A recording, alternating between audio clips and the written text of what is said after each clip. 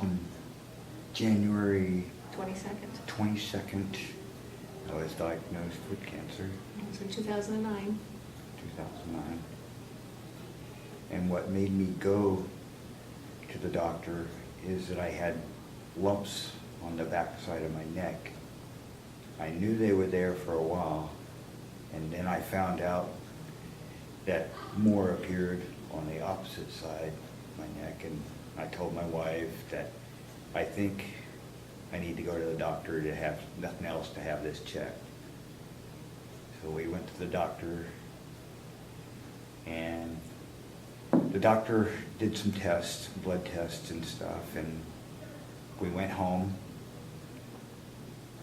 And then the doctor called us back that evening at home and said that she wanted us to come back into her office, that she didn't want us waiting over the weekend to find out any information because we didn't know at the time.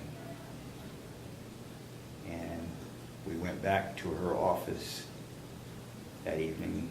We had our son with us. And I went back into the doctor's room, and my wife came with me, and she said, "You guys got some bad news to tell you. And I don't know how many else to tell you, but it's cancer."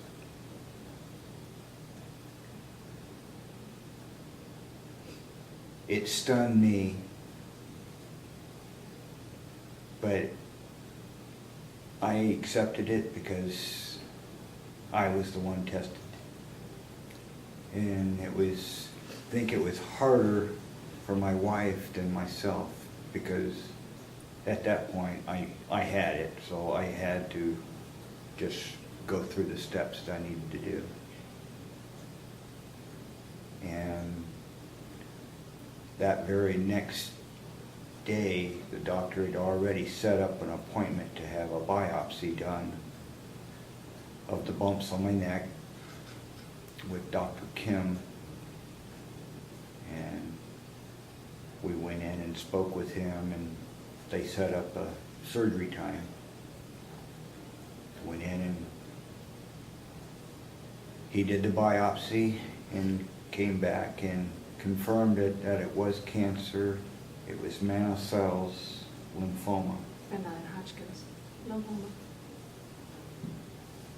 And from then on, it's been chemo,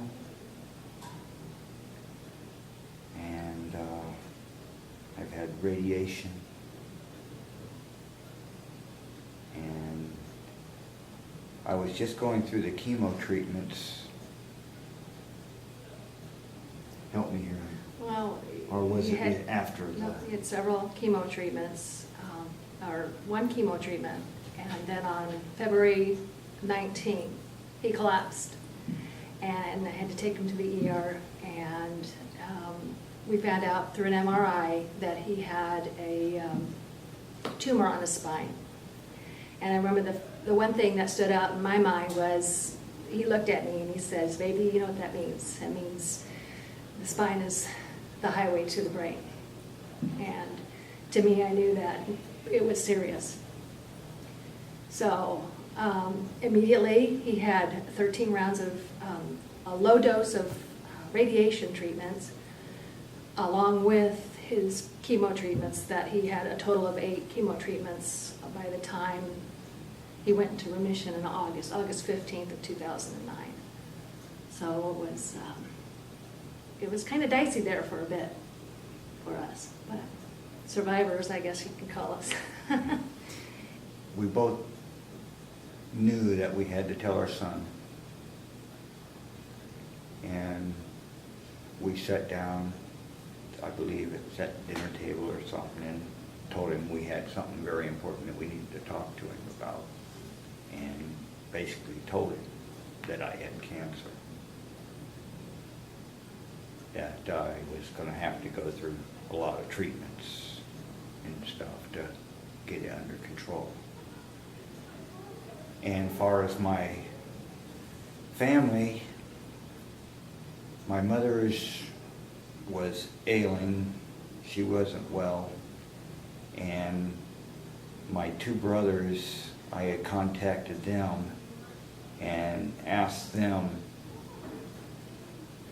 told them that I had cancer, and I asked them if there was any way that one of them could be down there with my mom when I called and told her that I had cancer, because she's already lost two people, two loved ones of hers, both husbands, from cancer. And I was afraid of what that might do to her. So my brothers made arrangements and was down there, and they called me when they got there. They kind of broke the news a little bit to her, but I'm the one that actually had to tell her that I had cancer. And naturally, being a mother, she broke down. And then went through all the chemo and got in remission, so that was good news. So I was able to call her and give her good news. And my Dr. Liao, my oncologist, said that there was a treatment that would help me beat this cancer, at least give me more time for them to find a cure for my cancer, since there is not a cure to this day for my cancer. And he told me about a stem cell transplant.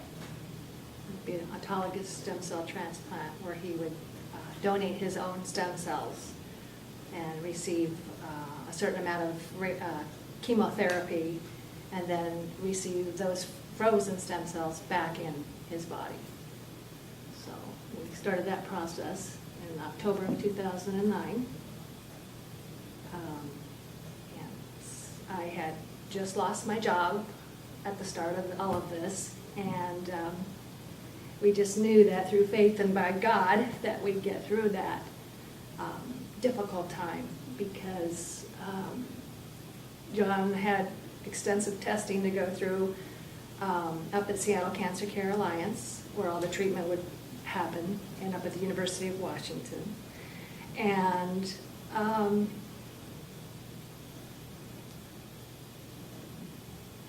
well, the hardest part for me in this was going through all the intensive chemotherapies one day right after another, and my immune system was totally wiped out to zero. And I could have got a bug from anything, and it could have killed me, because my immune system was so vulnerable.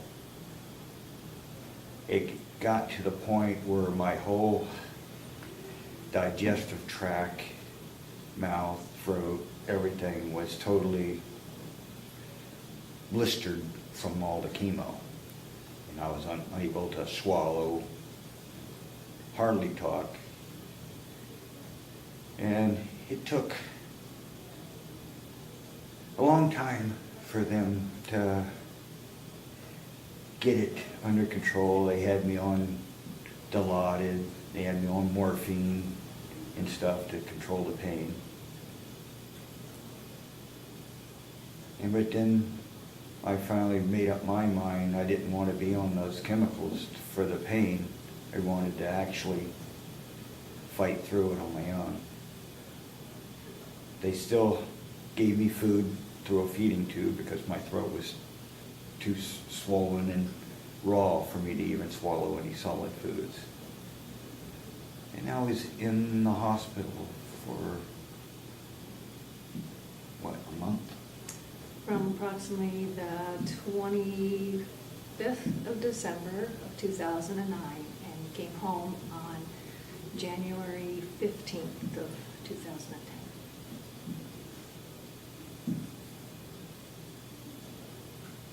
And I came out with it with a different way of outlook of life. now I've been given another chance, so I live each day to the fullest and cherish it, and thank God for Him giving me this other chance. Our relationship was good at the beginning, but I think Stronger. it's a lot stronger. Stronger, faith-based with God and family, knowing that you don't take each other for granted. Yeah, I think so. Yeah. My advice to a person dealing with cancer is things do get better. You just got to have faith in God and a lot of trust in your doctors, because they have got more technology now than they had in the past. And just be strong through it. Ask lots of questions. If you're the spouse of a loved one who's dealing with this, ask lots of questions. There's no question that's a dumb question, even if it's a repeated question. Take lots of notes, because you're that person's extra eyes and ears.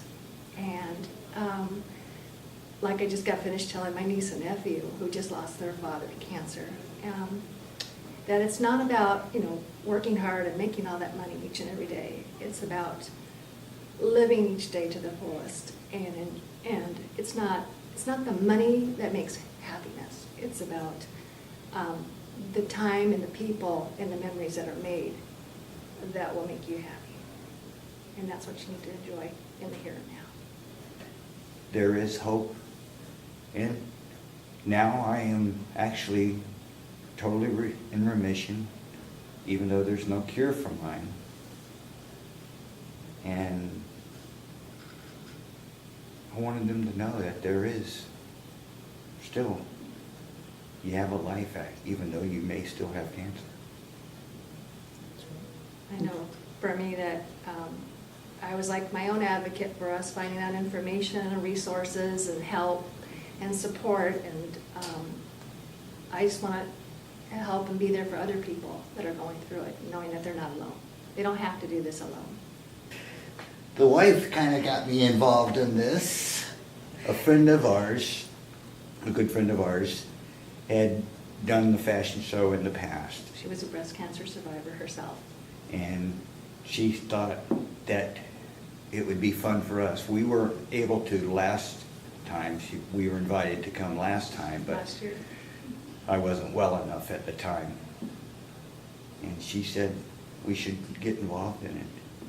And the wife said yes before even confirming it with me, but being it's for a good cause, I was more than willing to come and do this with the Gilda's Club. Exactly.